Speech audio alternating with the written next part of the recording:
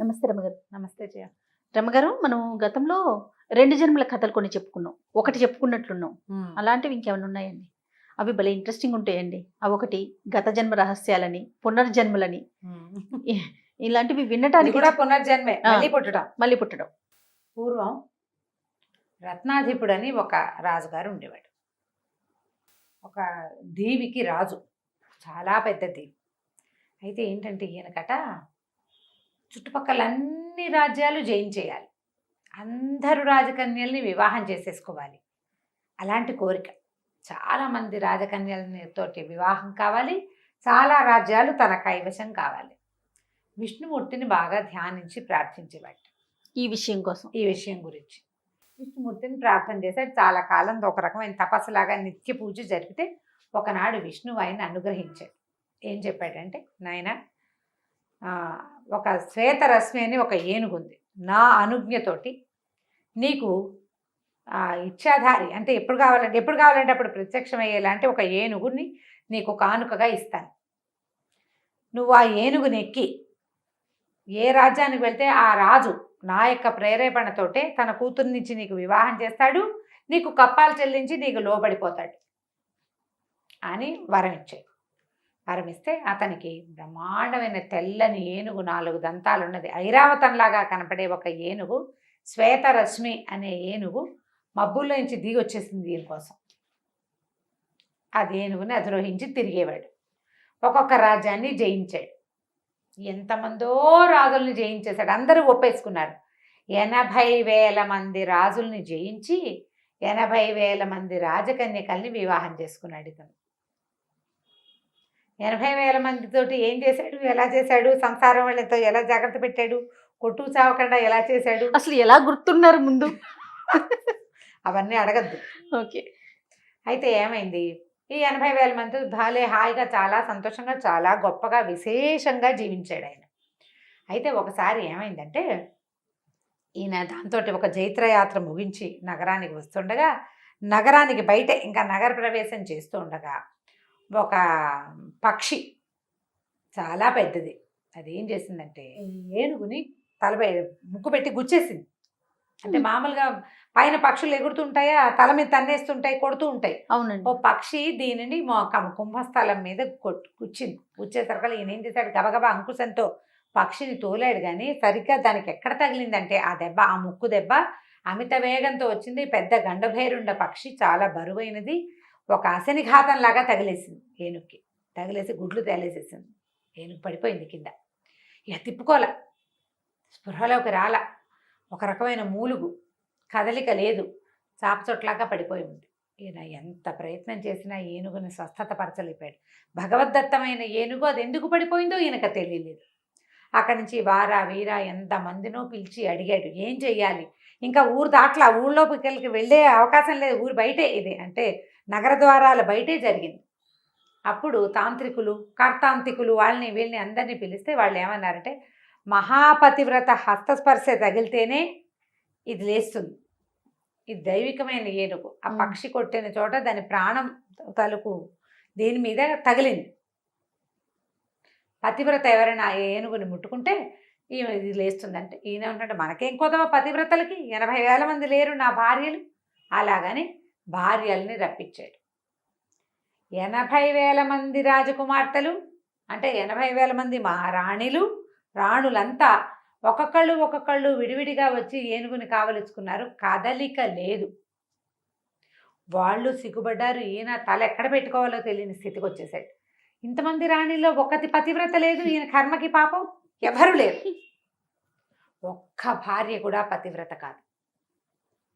సిగ్గుతో చచ్చిపోవాలనిపించింది ఈ రత్నాధిపుడికి. పాపం ప్రపంచానికి తెలిసిపోయింది చూడు, ప్రపంచం తెలుసుకుంది ఇది వీళ్ళ పతివ్రతలు కాదు అన్న విషయాన్ని. ఆయన చాలా సిగ్గుపడ్డాడు. ఆ సమయంలో హర్షగుప్తుడనే ఒక వ్యాపారస్తుడు ఈ నగరానికి వస్తున్నాడు వ్యాపారం కోసం.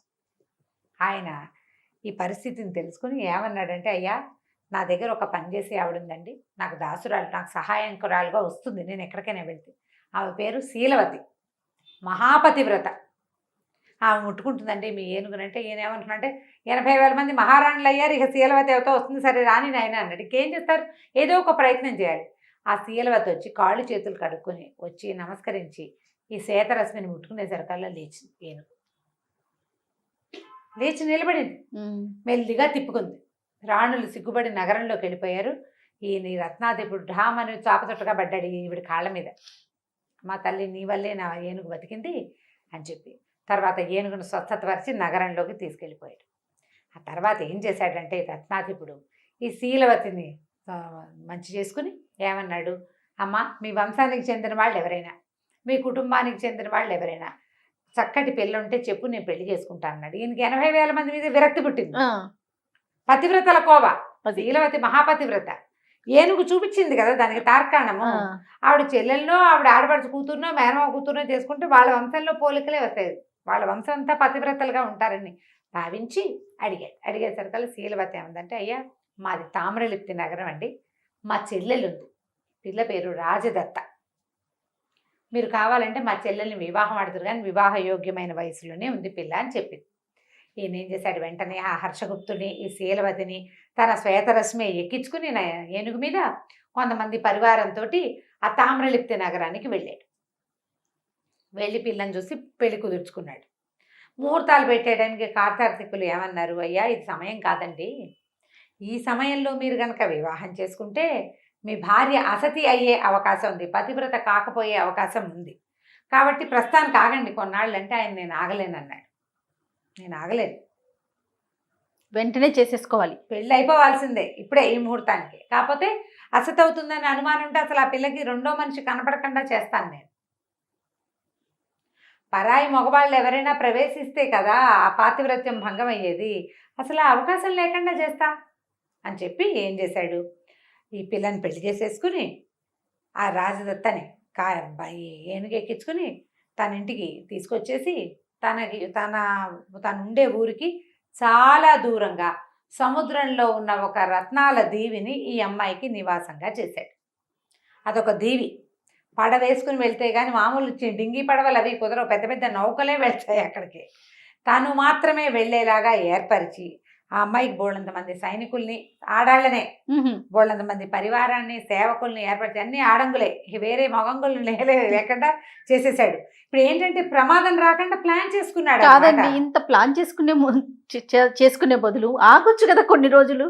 ఒక్కొక్కళ్ళకి ఆగలేనితనం ఉంటుంది జయ, పిచ్చి పాడుగాను, వాడి పిచ్చితోటి అలా చేశాడు పాప. సరే ఏమైంది, చక్కగా అన్ని ఏర్పరిచాడు, ఆ అమ్మాయిని అక్కడ ఉంచాడు. వారానికి ఒకసారి 2 సార్లు తను వస్తూ ఉండేవాడు భార్య దగ్గరికి. అయితే ఒకనాడు ఏమైంది, ఓ రోజు రేపొద్దున్నే తెల్లవారుజామున వెళ్ళిపోవాలంటే ఆ అమ్మాయి ఆ తెల్లవారుజామున భర్తను వదిలిపెట్ట, ఉండు నాకు తల్లి తీరలేదు నువ్వు అంటే, అతను అప్పుడప్పుడు వస్తున్నాడు, ఉండిపో నేను ఒకదాన్ని ఉండలేకపోతున్నానని బాగా బతిమలాడి. ఆయన ఏమన్నాడు, ఎందుకు రేపు రాను, మళ్ళీ ఒక్కరోజుకి వచ్చినప్పుడు ఈసారి 4 రోజులు ఉంటా అని, అక్కడ అవసరమైన పని ఉంది, రాజకార్యం ఉందని ఆ పిల్లని వదిలిపెట్టి బయలుదేరాడు. ఈ భర్త వెళ్ళిపోయాడు, నౌకలో పడి వెళ్ళిపోయాడు. ఈ అమ్మాయి ఆ గేటు బయట నిలబడి ఆ నౌకలకేసే చూస్తోంది. ఇంతలో ఏమైంది, ఈయన ఇటు వెళ్ళాడు, అటువైపు నుంచి ఆ సముద్ర తీరం నుంచి ఒక కుర్రాడు నడిచొచ్చాడు.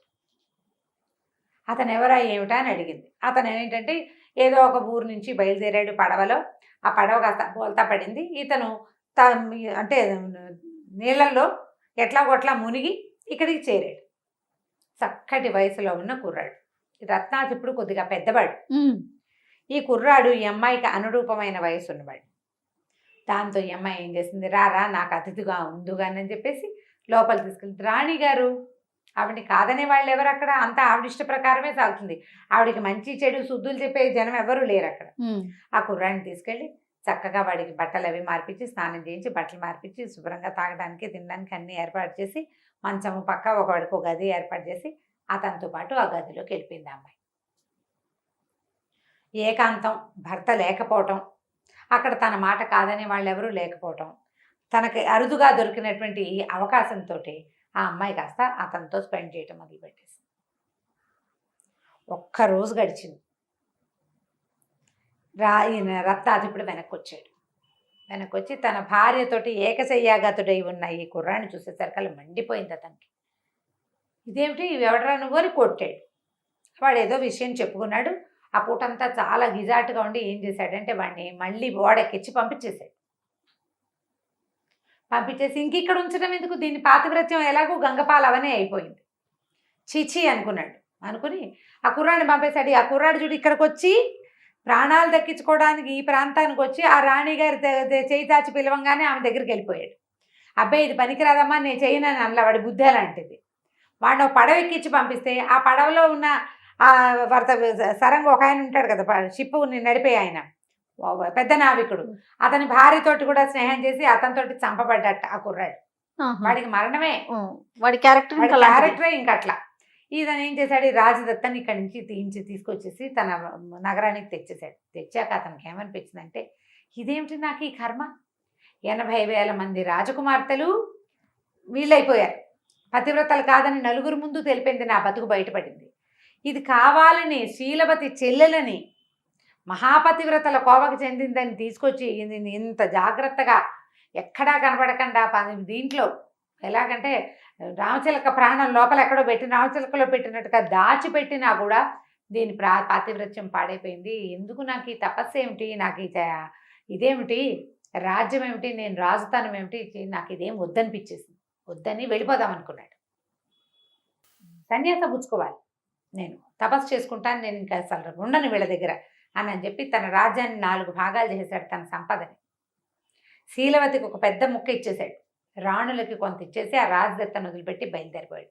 శ్వేతరశ్మిని ఎక్కి బయలుదేరాడు. ఆయన ఇట్లా నగర ద్వారం దాటేసరికల్లా ఈ శ్వేతరశ్మి మృంగుమని మాయమైపోయి ఒక బ్రహ్మాండమైన ఆకారంలో ఉన్న ఒక దివ్య పురుషుడు అక్కడ కనపడ్డాడు. అందరు ఆశ్చర్యపోయారు, ఏమిటిది, ఎవరు, ఎక్కడ ఏమిటి అని ఆశ్చర్యపోయేసరికల్లా అతను ఏం చెప్పాడంటే, నేను ఒక గంధర్వుడిని, మేమిద్దరం అన్నదమ్ములం, అయితే నా పేరు సోమప్రభువు, మా అన్నయ్య పేరు దేవప్రభువు, ఆయనకి రాజదత్త కాదు కానీ రాజనిక, రాజశ్రీ అలాంటి పేరున్న ఒక భార్య ఉంది. మహాప్రీతి మా అన్నయ్యకి తన భార్య అంటే, ఆమెను వదిలిపెట్టేవాడు కాదు. అయితే ఒకసారి మేము భగవత్ ప్రార్థన కోసం ఒక దేవాలయానికి వెళ్ళి మేమంతా గంధర్వులం కదా, ఒక చోట కూర్చున్నాం, సంగీత సాధన చేసి దేవుడికి సంగీతాలాపన చేసి భగవత్ సేవ చేస్తారు. ఆ సంగీత సాధన చేస్తూ ఉండగా రాజవతి పేరు, రాజవతి, ఆమెకేసే చూస్తున్నట్ట సిద్ధుడు ఆ సంగీతానికి చూస్తుండేసరికల్లా ఈ అసూయాపరుడైనటువంటి దేవప్రభు అనే మా అన్నయ్య, ఏమిటి నా భార్యకేసి అదే పనిగా చూస్తున్నావు అని చెప్పి కేకలేశాడు. దాంతో సిద్ధుడి కొళ్ళు మండిపోయింది. అవురవరా, నీ భార్యకేసి చూడటం ఏమిట్రా, నీకు ఇంత ఈర్ష్య ఏమిటి, ఇంత అసూయ ఏమిటి, అమ్మాయి వెప్పిస్తే నీ భార్య సౌందర్యానికి నేను లోబడిపోయినట్ట, సంగీతం కోసం ఆమెకేసి చూస్తున్నాను, నువ్వు ఇంత ఈర్ష్యాలు, నీకు గంధర్వయోనిగా ఉండకూడదు, నువ్వు ఇట్లా ఉండకూడదు, ఎవరైనా నీ భార్య కేసు చూస్తేనే ఆమె పాతివ్రత్యం పోతుందని నీ దుర్బుద్ధి ఉంది చూడు, ఈ బుద్ధి వల్ల నువ్వు మానవ జన్మనెత్తు అన్నాడు. అనేసరికల్లా ఇంతలో ఏమైంది, పక్కనే కూర్చున్నాడు సోమప్రభు తమ్ముడు, ఈయన చిన్న తెల్ల ఏనుగు బొమ్మ ఉంది అతని చేతిలో, ఆటకి తెచ్చుకున్నాడు. ఆ ఏనుగు బొమ్మనైతే ఆ సిద్ధుడికి వేసి విసిరి కొట్టాట, మా అన్నయ్యని శపిస్తావా, విసిరి కొట్టేసరికల్లా, అవురా అన్నకి తగ్గిన తమ్ముడు వీడు, ఇంత పొగరు ఉంది, నీ ఏ బొమ్మతోటైతే నన్ను కొట్టావో అదే తెల్ల ఏనుగుగా నువ్వు మారిపో, భూలోకంలో పుట్టు నువ్వని శపించాడు. దాంతో ఈయన వీళ్ళు బతిమలాడుకున్నారు, మమ్మల్ని రక్షించమని. అనేసరికల్లా ఆయన ఏమన్నాడంటే, ఈ మాత్సర్యానికి, ఈ రకమైన అసూయాపరత్వానికి నీకు ఖచ్చితంగా శిక్ష పడవలసిందే, భూలోకంలో పుట్టు, 80,000 మందిని వివాహం చేసుకుంటావు, కానీ జనసమూహంలో నీ భార్యలు పతివ్రతలు కాదనే విషయాన్ని నీకు తెలుసుకుంటావు. ఏ భార్యను చూసుకుని నువ్వు ఇంత ఈర్ష్యాగ్రస్తుడివి, అసూయాగ్రస్తుడివి అయ్యావో, ఆ భార్య పరపురుషుడితోటి కలిసి ఉండగా కంటితో చూస్తావు నువ్వు, అప్పుడు కానీ నీకు బుద్ధి రాదు. ఆ తర్వాత నీకు వచ్చిన ఆ వైరాగ్యం వల్ల అప్పుడు నీకు శాప విమోచనం కలుగుతుంది. నువ్వు ఎప్పుడు స్త్రీలని నువ్వు రక్షించకూడదు, మగవాడు స్త్రీలని రక్షించడు, స్త్రీయే స్త్రీని రక్షించుకోవాలి. ఆమె సద్గుణ సంపన్నగా ఉండాలి అని నువ్వు జాగ్రత్త పడ్డం కాదు, నేను సద్గుణగా సంపన్నగా ఉండాలని స్త్రీ భావించాలి. మగవాడు కాపాడి మొదట తండ్రి, తర్వాత భర్త, ఆ తర్వాత కుమారులు స్త్రీని రక్షిస్తామని అనుకోవటం చాలా పొరపాటు. నాకు రక్షణ, నేను రక్ష అని వాళ్ళు భావిస్తేనే వాళ్ళ పాతివ్రత్యము, వాళ్ళ సౌశీల్యము నిలబడుతుంది. ఎవరైనా చూస్తేనే ఏదో అయిపోతుందని నువ్వు అనుకుంటే అది చాలా తప్పు. అది చేయకూడదు. ఇలాంటి గుణం కలిగి ఉన్న మానవుల యొక్క లక్షణం ఇది. నేను రక్షించి కాచి కాచి కాపాడతాను, ఎవరు నా పెళ్ళాం వైపు చూడకూడదు లాంటి భావనలు మనుష్య భావనలు. అదే వాళ్ళ నాశనానికి కారణం. నువ్వు అలా పారిపోమని ఆయన శాపం ఇచ్చాడు. శాపావసానం ఏం చెప్పాడంటే, ఎప్పుడైతే నువ్వు భార్యని పరపురుషుడితోటి చూస్తావో, ఎప్పుడు నీకు ఇది వద్దనిపిస్తుందో జీవితం, ఆనాడు నీకు శాప విమోచనం అన్నాడు. అంచేత నాకు శాప విమోచనమైంది, నేను సోమప్రభువు, ఈయన మా అన్నయ్య దేవప్రభువు అని చెప్పేసరికల్లా ఆయనకి మొత్తం జ్ఞాపకం వచ్చింది.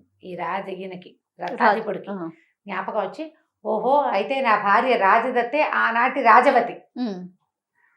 వెంటనే తన భార్యను కూడా పిలిపించుకున్నాడు అతను. ఎవరు? శీలవతి చెల్లిని. శీలవతి చెల్లి, తన భార్య ఆవిడే కదా. ముగ్గురు కలిసి గంధర్వులుగా మారిపోయి తమ లోకానికి వెళ్ళిపోయారు.